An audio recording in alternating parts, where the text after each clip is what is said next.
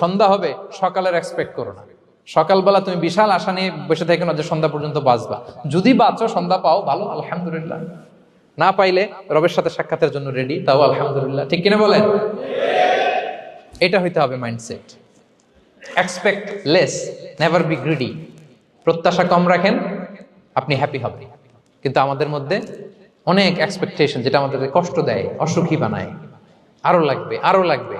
অনেকের মধ্যে, সবার না, অনেকের মধ্যে এই প্রবণতা আছে না নাই? বিশ্বনবী বলেন, লাউ আন্না লিবনি আদম ওয়াদিয়ান মিন যাহাব আহাব্বা ইয়াকুনা লাহু ওয়াদিয়ান।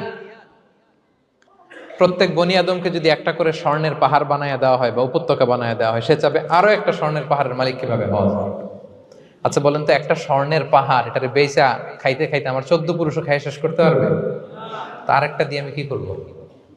কিন্তু বিষ্ণু অনেকের প্রবণতা আরেকটা চায়, ওয়ালা ইয়ামলা আফাহু ইল্লা তুরাব, কবরের মাটি ছাড়া